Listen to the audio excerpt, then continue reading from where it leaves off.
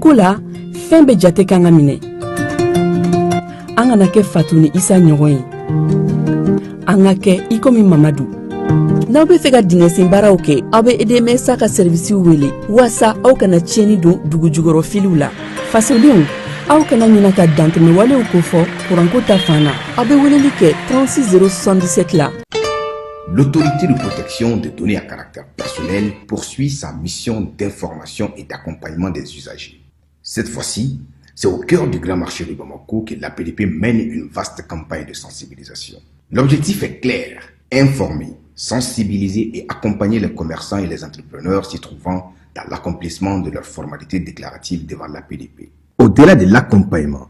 l'APDP assiste également les responsables de traitement dans le paiement des frais de dossier liés aux formalités déclaratives. Ces paiements au marché se font désormais de manière simple et sécurisée via la plateforme électronique Trésor Pay, le moyen de paiement sécurisé de l'État conformément à la vision de plusieurs autorités du pays. L'APDP tient à rassurer la population. Les missionnaires sont facilement identifiables grâce à leur gilet, leur badge avec un ordre de mission officiel. Tous les paiements se font exclusivement de manière électronique et donnent lieu à un reçu en bonne et due forme.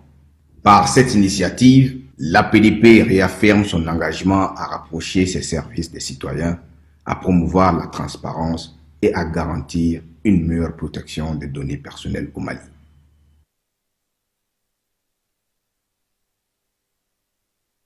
An balimaw a y'a fɔ tare Agri-Sup Bamako min ye sanayɛlɛ kalanso ye sɛnɛ baganmara ale ni jɛgɛmɔ ni vétérinaire k'an ka jamana kɔnɔ a siɲɛ fɔlɔ nin y'o dayɛlɛtɔ ye Bamakɔkaw fɛ yen École supérieure privée des sciences et techniques agricoles Sotiba Bamako yan min ye maa min b'a fɛ sa ka kalan kɛ sɛnɛko ta nasira fɛ baganmara jɛgɛmɔ vétérinaire ani sɛnɛ ta sira bɛɛ lajɛlen fɛ i wasa don Agri-Sup la u n'u ka système LMD ni maa min b'a fɛ ka DIT kɛ sa ka ɲɛsin reproduction animale incinération artificielle animale ma i bɛ se ka taa ye minnu fana b'a fɛ ka licence kɛ en médecine vétérinaire olu fana bɛ se ka taa ye min ye DIT reproduction animale ale ni incinération artificielle animale o bɛɛ lajɛlen kalan bɛ kɛ Agri-Sup la Bamako. Tɔgɔ sɛbɛnw olu bɛ daminɛ min ye novembre kalo tile 10 ye ka taa bila sa fo min ye kalanta olu waatiw la maa minnu mana yen sugandi i kɔni b'a dɔn i bɛ wasa sɔrɔ sabula min ye baganmara jɛgɛmɔ ka taa se vétérinaire baaraw ma o bɛɛ lajɛlen bɛ kɛ yen tɔgɔ sɛbɛn siraw sa olu ni tɔgɔ sɛbɛnko ni sɛbɛn fɛn fɛn bɛ k'a la i bɛ se ka weleli kɛ nɛgɛjuru sira la min ye 74 98 74 47 74 98 74 47 min ye Agri-Sup Bamako ye a bɛ Bamakokaw fɛ yan kɛrɛnkɛrɛnnenya la Sotiba Estade Malien ale ka ndolati kɛrɛ kɛrɛfɛ n'aw taara ye don o don k'aw bisimila ka ɲɛ Jules Jean B Kone vétérinaire don wa min ye kalanso in ye a tigi ye ale yɛrɛ ye a y'aw boli joona sabula min ye kalanyɔrɔ in ye a kalanso a hakɛw dɔnnen don yaasa aw ka se k'aw denw tɔgɔ sɛbɛn joona u ka kɛ an ma jigisigi ye.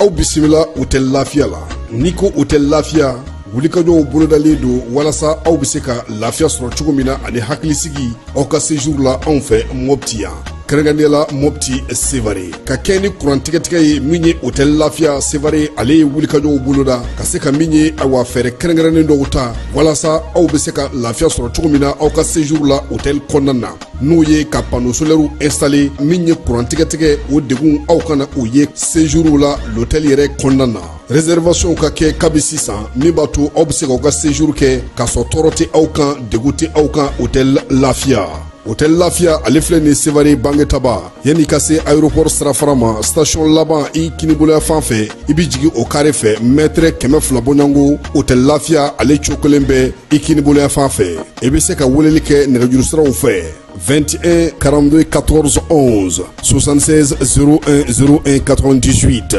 66 78 72 04 hôtel Lafiya référence do.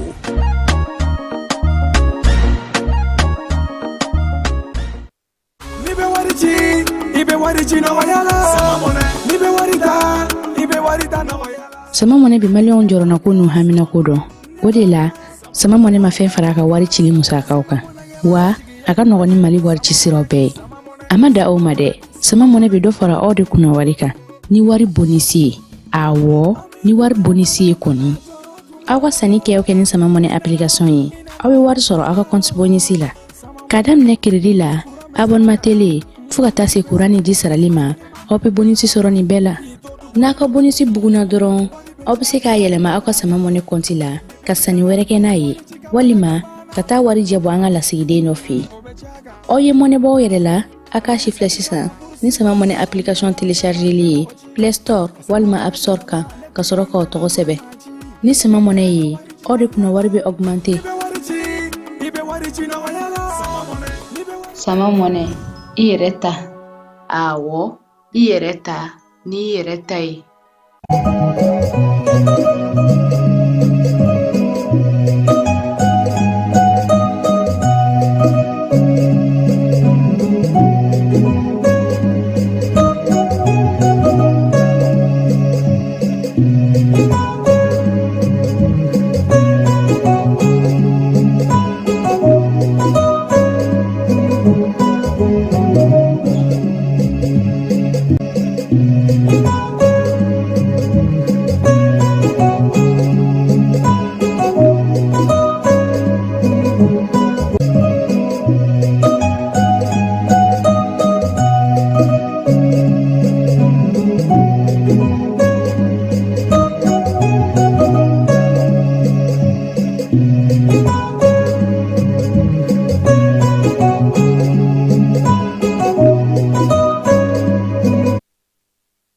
Filɛbaw ni an lamɛnbaw aw bɛɛ lajɛlen aw ni ɲankuma. Bi jɛmukan ale tɔgɔ ye kɛnɛ kan, o ye sibiri o sibiri ye. Bi ye sibiri ye février kalo ale tile 14 san 2026 min ye Masare Fala ye ale bi a keta kɛ ka Bamakɔ n'a Tɛnkudugu n'a Bolomadadugu bɛɛ lajɛlen fo. Maa minnu sɔgɔlen na Mali kɔ kan, Mali kɔnɔna na, Mali fan 14 diɲɛ seleke 4 n'a Fala ye k'u bɛɛ lajɛlen k'u ni ɲankuma. Bi babu daminɛ ni Musa Dumbuya ka kisa ye. Fala ye mun na b'a fɔ Musa Dumbuya, an yɛrɛ ye Wojineka ye. Musa ye Wojineka ye. Musa Dumbuya aw b'a fɔ ma ko Cikɛnija de Fakoli. Fala ye dunanjigi so dɔ bɛ Wojine, u b'a fɔ ma ko Hôtel Les Frontières. An kun bɛ musokɔrɔba min fɛ yen, ale tun bɛ kokobaga feere ye. Cikɛnija b'a dɔn bɛ ka min fɔ Fala ye. Aw b'a fɔ ko Cikɛnija, a nana cogo min na ko Cikɛnija i b'o dɔn wa? Aha, Ghanayɛn dɔ de tun bɛ Wojine, bɛɛ tun b'a fɔ Cikɛn ma ko cɛnin. Ale se ka cɛnin fɔ, ale de Cikɛn fɔ. Donc dɔnkilida nana se min kɛ, a y'a ta k'a k'a ka kamaleya tɔgɔ ye, a farala kan ko Cikɛnija de Fakoli. Musa Dumbuya don, nka foroba tɔgɔ o ye Cikɛnija de Fakoli, nka n'i ko cɛnin a b'a dɔn maa min bɛ ka kuma. Cikɛn Kasim Tarawele don, Baminata ka kokobaga min t'a feere o don Wojine kɔnɔ. Fala ye Cikɛnija an tun ye kala sɛmɛ a la ka da kɔrɔ caman kan. Munna don min na Kodiwari kɛlɛ wulila, a y'a sɔrɔ Amadu Tumani Ture de bɛ fanga la san 2002 san.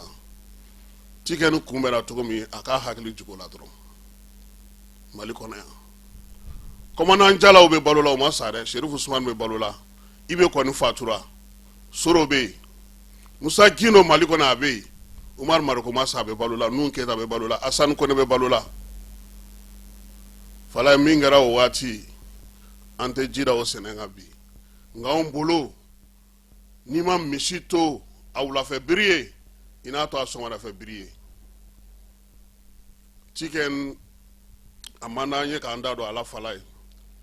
nka an bolo a y'a bolo ɲɛsin yɔrɔ min komi o ye élection ko ye ani farafinna ka fara ɲɔgɔn kan ko, Cikɛn ka n'i ka kɛlɛ tiɲɛ. I ye kɛlɛ kɛ, i kɛra misali ye, maaw y'i ladɔn k'i lakodɔn, diɲɛ kɔnɔ maaw y'i tɔgɔ don gafew kɔnɔ k'i ta misali la bi kana n'aw kɛlɛ in fili ji la maaw kama maa minnu bɛ ni e yɛrɛ b'u dɔn ka tɛmɛ ne kan fala y'an y'a manku mun na an bolo cikɛnjaga bɔli ninnu ye hakilina yira ye fɛɛrɛ yira ye sabula o bi bɛn siɲɛ kelen siɲɛ fila siɲɛ saba a nana kɛ yɛrɛ sa AES yɛrɛ tɛ se ka ninakili fiyewu ka lafiya ni cikɛnjama bɔ ka bin ye cɛncɛn kɛ anw ka basi la fala ye an fana b'a fɔ a ɲɛna ko maa ko bɛɛ kelenya farafinna ka taa ɲɛ fala ye a y'a dɔnkili da k'a kɛlɛ kɛ bi a lawaleyali de bɛ ka kɛ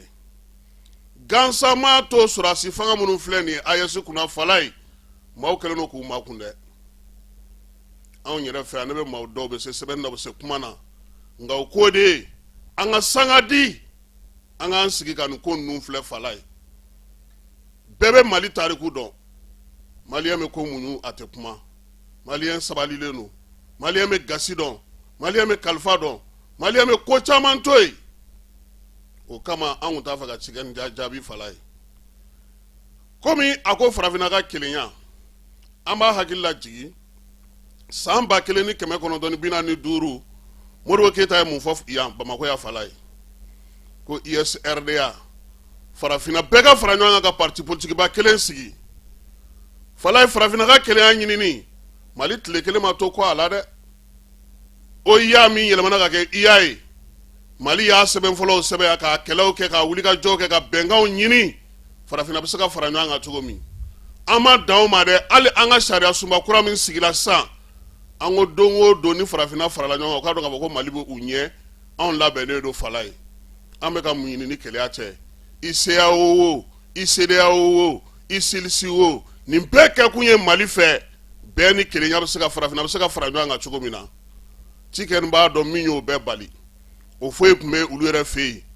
o foyi ye min da anw ka maaw kan yan fala ye a ma dogo maa la Senghor ninnu ye baara min na Modibo Keyita kan a ma dogo maa la Mali fédération cira kun min na cikɛni ja b'a dɔn ka tɛmɛ ne ka fala ye farafinna ka kelenya ɲini ni baaraw a taa siraw ka ca nin waati in na fédération cira ya fala ye ni confédération sigira ne e nana ko kalata ma kɛ e dun b'a sɛbɛnw dɔn e yɛrɛ donna ka taa jamanakuntigiw fɛ yen n'u kumana i bɛ min fɔ a ye a ka bɔ k'o fɔ maaw ɲɛna an k'o lamɛn ani Ibrahim Traoré ka ɲɔgɔn ye la min fɔra ye a k'o fɔ an k'o lamɛn fala ye yan fana min fɔra ye a k'o fana fɔ an k'o fana lamɛn Cani ye min fɔ a k'o fana fɔ an k'o lamɛn nka kuma o kuma ni AES bɛ ka hakilina sɔrɔ ka fɛɛrɛ sɔrɔ ale bɛ bɔ ni ko ye min bɛ AES lagosi kalata fala ye ne hakili la ni kalata ko don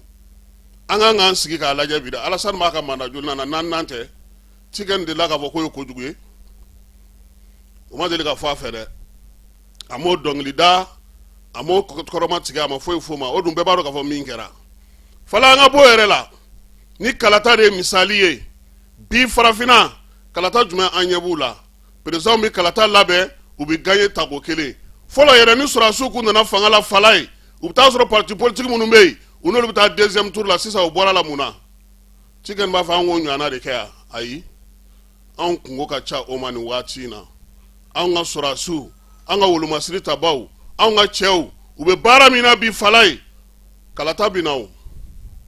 kɛra cogo cogo kalata bɛ na an tun b'a fɛ ka hakili lajigin ninnu na a k'a dɔn k'a fɔ ko min ye an bi yan an bɛ ɲɔgɔn galama n'an ma to k'an tu ɲɔgɔn na ka hakili lajigi a ka kumasuli baara ninnu filɛ senna nin ye farafinna lasegili kɔ baara min filɛ senna nin y'a bolo a k'a dɔn k'a fɔ a ka kɛlɛ kuncɛyɔrɔ kun man ka kɛ nin ye sabula ale ka carrière b'a fitiri la ka ban n'i ye diɲɛ bɛ munumunu fala ye ka diɲɛ bɛ namara i wolo ni sa cɛ bi kelen i t'a don ala la o tɛ se ka kɛ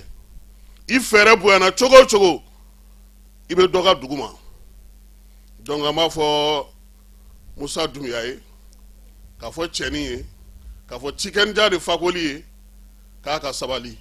a k'a miiri jigi don min na ala y'a ba ka kalifa minɛ ala fala ye a k'a miiri don min na a bɛ bɔ Wojinɛ ka na yan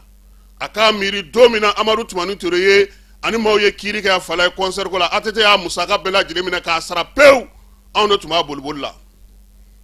kiiri dagoyara la concert ma kɛ u y'a minɛ ko ka a ka minɛnw minɛ ATT de y'a bɛɛ segin a ma ko kalifa don ko mɔgɔ kana ɲɛji bɔ fala ye n'a kila makunye kuma ye chicken bo donga tama onga itereke manga no chicken ja Kasim Traoré baminata ka koko baga frela wojine hôtel Les Frontières au kerefala gidrondala akila ya kuma famu ala ka hakli manda ambela jilema dugutigi ni wari dafara e passé daka kasira dinama Sungalo e kungolo ati dugu wari ko odiba fo dugu andugu don warata de o koni kuma tala sa e ka sama mone to yi I yɛrɛ ta sita sidi ka numéro filani wari ci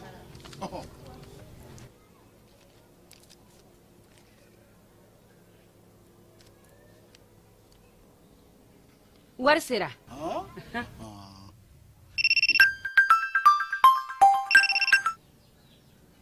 allo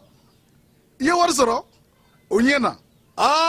tiɲɛ yɛrɛ la ko ni sama bɛ maa min ɲɛ ko nkomi t'i gosi ngonga sama mone I yɛrɛ ta a sɔngɔ ka nɔgɔ ni Mali wari ci sira bɛɛ ye dépôt ye fu ye wari bɛ ci fu ni application ye wa bɔsara ye musaka fitinin ye sama mone ji ni courant bɛ sara n'a ye crédit bɛ ta n'a ye sanni feere bɛ kɛ n'a ye sama mone ni y'anw maliyɛnw ta ye a y'a si filɛ ka nkalon bɔnda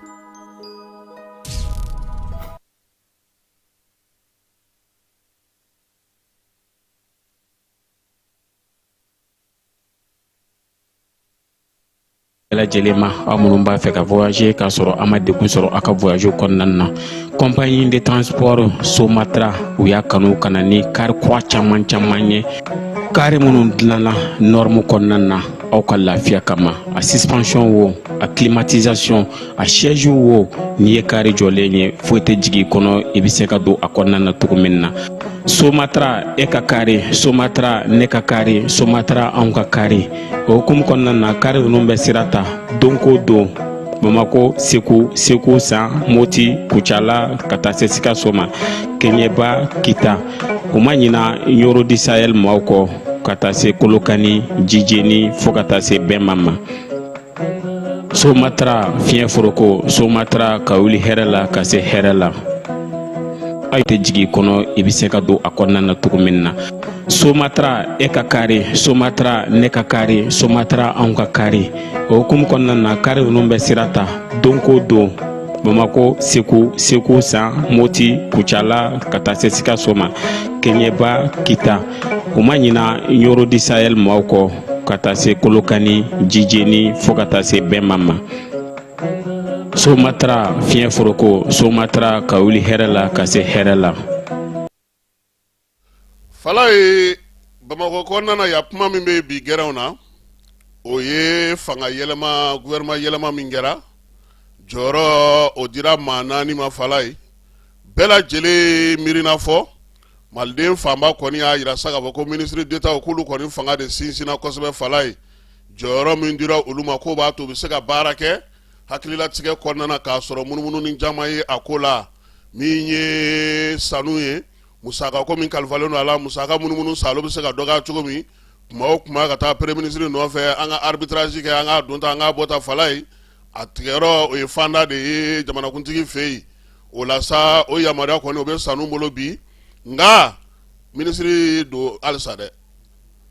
wage bɛɛ ni kelenya ko dɔw bɛ cun baaraw kɛcogo ka gɛlɛ degun bɛ ye kuma caman n'a fɔra k'an ka sɛbɛn bɛɛ lajɛlen cɛ ka taa primature la fala ye kɔsa in na yɛrɛ a ye k'a fɔ ko burudamɛjɛkulu karila ɲɔgɔn na yan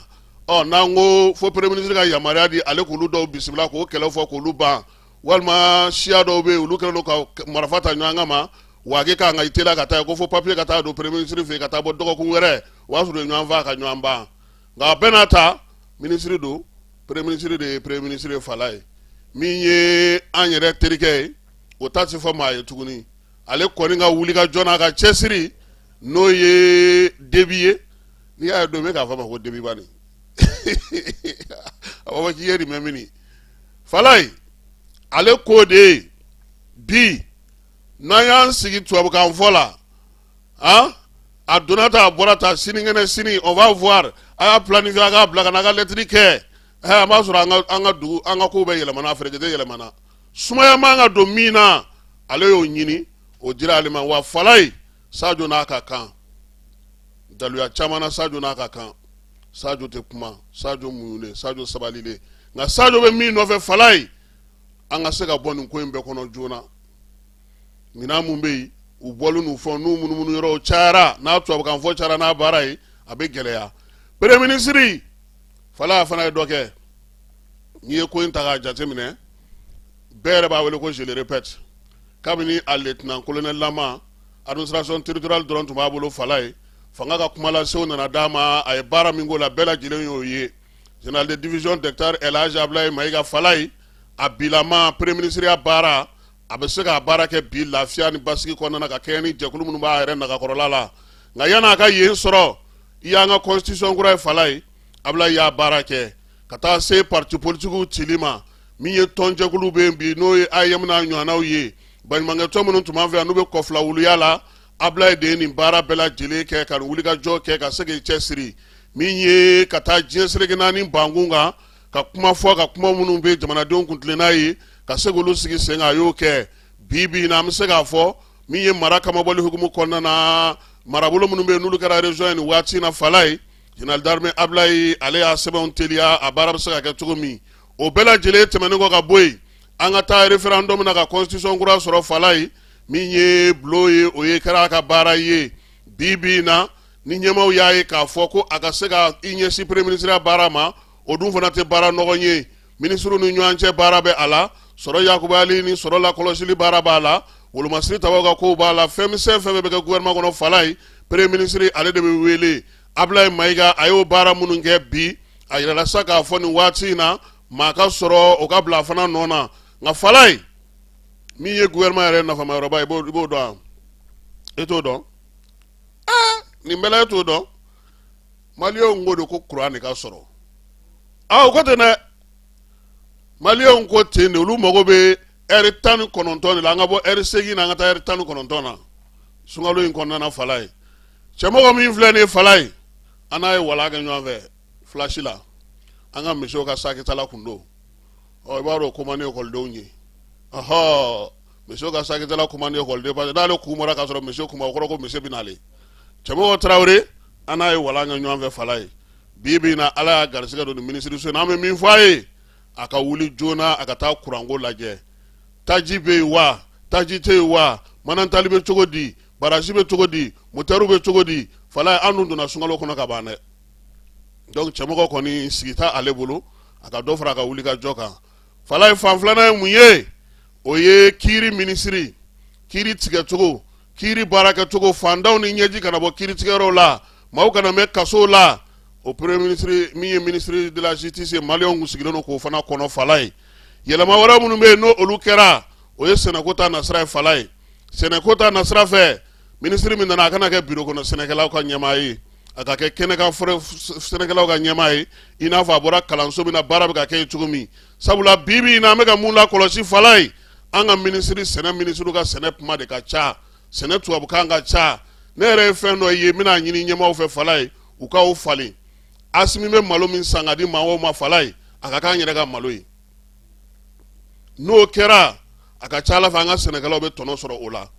i b'a dɔn ko balo sɛnɛyɔrɔ joli bɛ jamana yɛrɛ bolo a fɔ ma ko ofisiya a tan de bɛ Mali bolo bi fala ye an kan ka se ka malo sɛnɛ président k'o san k'o di mɔgɔw ma o ka fisa ni kɔkan malo ye dɛ donc an b'a ɲini u fɛ u k'u cɛsiri o baara la sɛnɛkɛyɔrɔ minnu b'an bolo jitɔyɔrɔ minnu b'an bolo an k'an jija an ka sɛnɛ yɛrɛ de daminɛ sisan an k'a kɛ sɛbɛ yɛrɛ ye koyi dɔ kɛra tubabukan fɔ la k'i sigi Bamakɔ yan ka taa bureau dɔ sigi Segu Selenge yan fɛ an ka bɔ o la sɛnɛkɛlaw k'a dɔn k'a fɔ ko ministre min nalen filɛ k'u ka sɛnɛ ministre don fala ye an mago bɛ o de la bi o ka sigi sen kan maa sabanan min bɛ yen n'o fana donna gouvernement kɔnɔ fala ye o ye Malikurako ministre ye on son grand frère nu ye Ngolo kɔrɔkɛ de y'ale Yaya yɛrɛja de don n'i tɛ yɛrɛja dɔn n b'a fɔ ISRD ya Mamadu Elbesir Gologo o denkɛ don politiki kɔni maa t'o ɲɛfɔ a ye wa a filɛ baarakɛyɔrɔ min ministre la nin ye fala ye a ye san caman de kɛ secrétaire général la ye sɛbɛn kɔni k'a fɔ ko kalan wa ayi maa min fa ka baara bɛ livre sɛbɛn fala bɛna baroni dɔ b'i ye san 2005 o y'a sɔrɔ Gologo bɛ balo la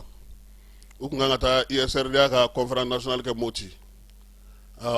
an nana yan Bani transport la o y'a sɔrɔ RDA ka siège bɛ Misira donc ani gologo ninnu an ka cɛkɔrɔbaw don an faral'u kan an taara a y'a sɔrɔ Moti député min bɛ yen o tun ye Ali ye anw selen ye Ba Sidiki Ture ale de ko k'ale bɛ gologo ka Nescafé dilan a ko i bɛna n faa wa k'e t'a dɔn ko ne tɛ sukaro dun Falaye baara min bɛ nin bolo Mali kura ko sisanama kɛlen don min i b'a dɔn an ye gafe minnu sɔrɔ k'u don maaw kunkolo la u ka baara kɛ n'a ye a ka se ka nɔbɔ an ka bɔ a kuma lafɔli la k'a lawaleya minisiri naaninan min nana bi o ye Kulubalikɛ ye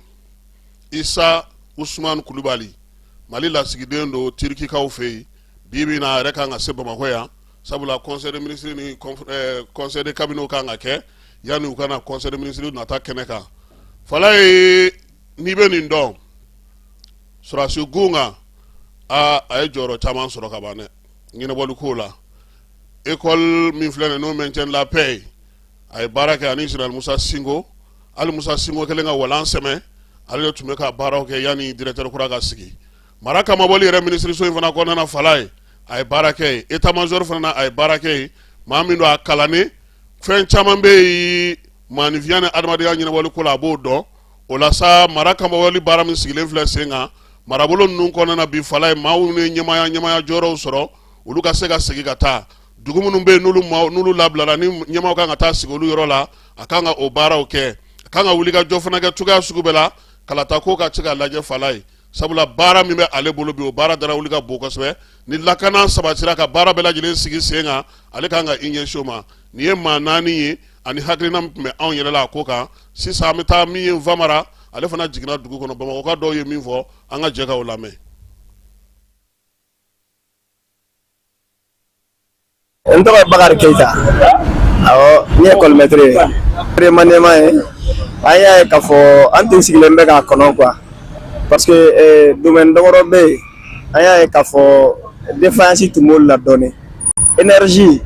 an y'a ye k'a fɔ vraiment hali n'an bɛ courant sɔrɔ nin wagati in na dɔɔnin a ma kɛ an sago ye surtout sunkalo ɲɛkɔrɔla in na an tun b'a fɛ courant ka na au moins 12 heures ou bien 16 heures dans 24 heures quoi o ka di an ye kosɛbɛ ministre kura min nana énergie la n'ale kɔni sera ka o défi relever o bɛ diya an ye kosɛbɛ agriculture fana bi denmisɛnnin caman bɛ ka taa domaine agricole la quoi donc an b'a ɲini o ministre fana fɛ a fana k'a jija kosɛbɛ pour que o fana ka kɛ yɔrɔ ɲɛnamaba ye denmisɛnninw caman ka investir agriculture la administration territoriale o tun bɛ Abdoulaye Mayiga bolo premier ministre an y'a mɛn ko général dɔ nommera o yɔrɔ fana la vraiment n'o fana y'a jija kosɛbɛ o yɔrɔ fana ka rayonner ka ɲɛ o bɛ diya an ye kosɛbɛ. Ne tɔgɔ Adama Sidibe yɛlɛma min kɛra an b'a fɔ ko awɔ yɛlɛma diyara n ye mais yɛlɛma kana kɛ i n'a fɔ min bɛ bɔ yen ko min bɛ ka na bɔta ka fisa ni kura ye quoi parfois an b'a lakɔlɔsi Mali yɛrɛ bɛ ten tɔ de i b'a lakɔlɔsi wagati bɛɛ min bɛ bɔ yen i b'a sɔrɔ o ka fisa kura min bɛ na quoi n m'a faamu o tun ye ne hakilina yɛlɛma ko nin na quoi n'a ma ɲɛ ko yɛlɛma kɛra dɔrɔn min bɛ ka na sigi o ka fisa ni kɔrɔmata nin ye quoi. Ne hakilina wɛrɛ tɛ ne la jamana Ala ka jamana Ala ka kolo suma min b'an kunna présidenya la an b'a kɔ Ala ka ta fanga d'u ma Ala ka jugu malo an ye min bɛ ne fɛ o don ye. Bon ne tɔgɔ ye Adama Traoré bon alhamdulilayi rabbil alamina a diyara n ye quoi a diyara n ye franchement an kun sigilen bɛ ka nin makɔnɔ parce que ni nin kun ma kɛ o de kun bɛ bala an na parce que jamana in baara ka ca cogo min na fɔ nin kun ka kɛ de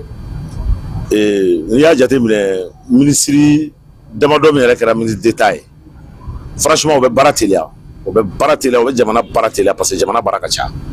bon en plus sɛnɛ minisiri falenna franchement o diyara n ye sɛnɛ minisiri falenna franchement o diyara n ye bon ministre de l'énergie fɛnɛ falenna o fɛnɛ diyara n ye baara in yɛrɛ tiɲɛ yɛrɛ la baara tacogo ni Ala sɔnna an kɔni dalen b'a la an kun sigilen bɛ ka yɛlɛmali min makɔnɔ yɛlɛma in kɛra wa an dalen b'a la fana yɛlɛma in ɲana wa baara bɛ taa ɲɛ quoi jamana bɛ taa ɲɛ vite vite la quoi parce que ni ministre d'État ko in tɛ baara tɛ se ka teliya o ka se an bɛ fɛ a ka teliya ka taa degré min na o bon donc n'i ye ɲininkali diyara n ye franchement baara tacogo ka ɲi jamana kɔnɔ ça c'est o kɔni ye ne kɔni ka faamuyata ye ani n yɛrɛ ni mɔgɔ caman bɛ baro kɛ donc nin ye olu bɛɛ lajɛlen ka hakilata de welekan yɛrɛ yɛrɛ bɛ n bolo k'a ɲɛsin maliyɛn bɛɛ lajɛlen ma parce que duguma jamana in bila a tɛ taasira sɔrɔ quoi sisan ninnu kɔni ye tagasira tracé k'a bila wa an bɛ sira kan ka taa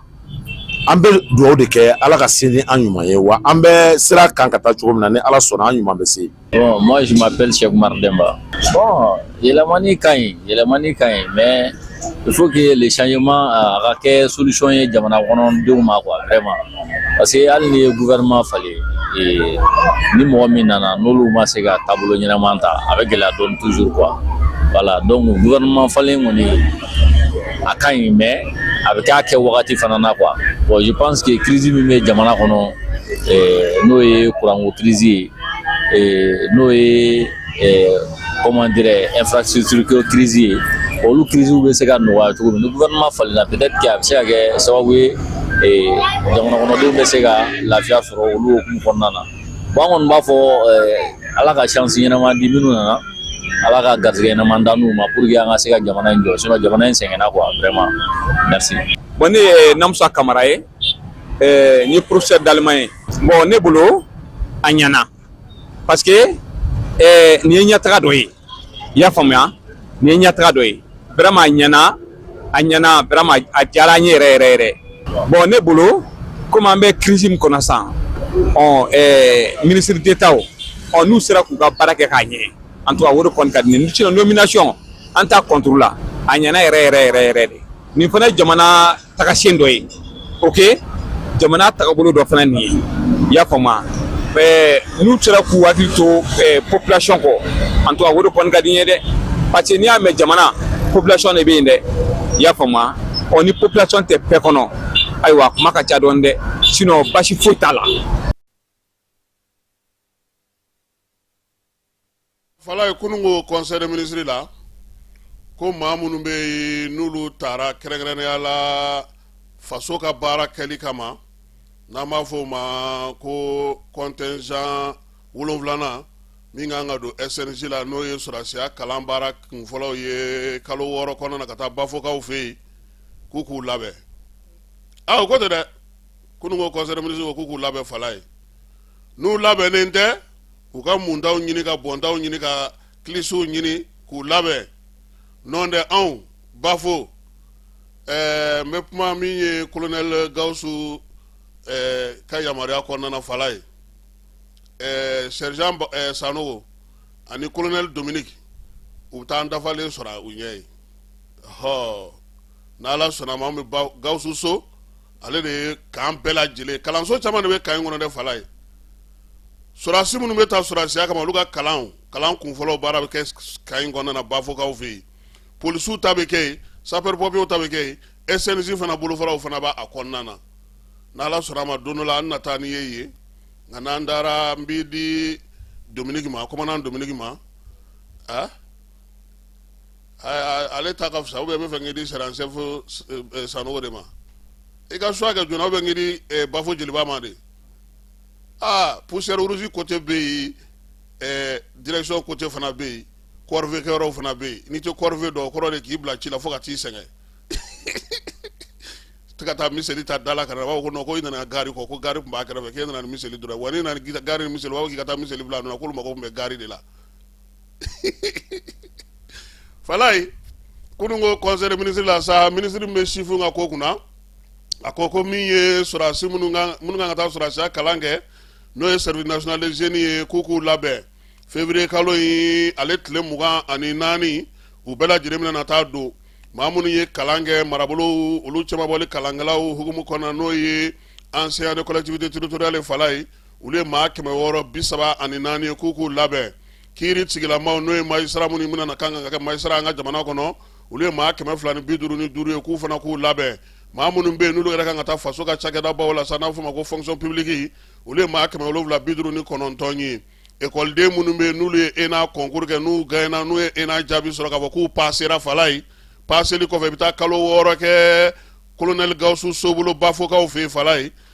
min ye o kalandenw ye élèves fonctionnaires olu ye maa 162 ye tɔ minnu fana tun bɛ yen n'olu tun ma se ka kalan in kɛ k'a sababu kɛ dariga wɛrɛ ye k'u bɛɛ lajɛlen welelen don k'u labɛn février kalo ale tile 24 ministre min bɛ chiffre ka ko kunna ministre min bɛ n'o bɛ kunnafoni ko kunna ani ministre min bɛ n'o bɛ an ka jamana kɛnɛya ko kunna fala ye minnu ka bolofara ani kiri ministre u na daw ka t'u bila bafo o y'u kɛlen Dominique ka doni ye an bɛ dugawu kɛ ala k'o don yira an na an bɛ taa reportage de kama so y'a mɛn an dan ye reportage dɔrɔn de ye a ma fɔ i ka anw fara maa kan a ma fɔ k'i ka taa anw bila ye anw ti a la sangeni nkɔrɔla sili anw t'o la i bɛ taa n'anw taara n'an ye u bila anw bɛ segin ka na Bamakɔ ɔhɔ fala ye n'an bɔra yen ɲinan san a gɛlɛyaba kɛra min ani san ko o ye tajiko ye san laban waati bɛɛ lajɛlen ye k'a fɔ ko tajiko gɛlɛya donna an ka jamana kɔnɔ fala ye bamancɔlen jugawale kɛbaaw olu kɛra o sababu ye bi bi in na gouvernement ye fɛɛrɛ sigi sen kan fɛɛrɛ min b'a to taji bɛ se ka don jamana kɔnɔna na cogo min Musa Alassane Diallo n'an b'a wele ko Musa Galabu ale bɛ lajɛ kɛ dɔgɔkun o dɔgɔkun taji feerelaw tajitigiw ani minnu b'a ko bɛɛ lajɛlen ɲɛnabɔ an y'a f'u ye k'u ka chauffeur fara ka fala ye sabula chauffeur fana jɔyɔrɔ ka bon olu bɛ kɛ ko in bɛɛ bɛ kɛ olu ɲɛna u ka maaw ka ye nin réunion in kɛnɛ kan a kana da juraw dɔrɔn ma fala ye ɲɔgɔn ye tako 14 kɛnɛ kan ko k'a daminɛ février kalo tile 2 kana bila tile 8 na camion 843 k'o de sera ka don jamana kɔnɔ Musa Alassane Diallo o laseli fana senfɛ fala ye a ko ko fɛɛrɛ minnu tigɛra ani degun minnu yera olu bɛna na latile yaasa laɲini ye min ye sunkalo yɛrɛ kɔnɔna na taji kana dɛsɛ an na fiyewu ɲɛbila baaraw ka kɔn kow ma ko olu caman sigira sen kan yaasa min ye tajiko ye a bɛ se ka sigi sen kan cogo min na sunkalo ale kɔnɔna na degun kana ye da dumunifɛnw fana ministre ko fana ko baaraw fana bɛ sen na ko min ye sunkalo kɔni ko n'ala sɔnna a ma ala ta kɔfɛ fala ye an tɛna degun sɔrɔ a la ministre ko k'a fo a n'a ka maaw ko k'u fo o baara la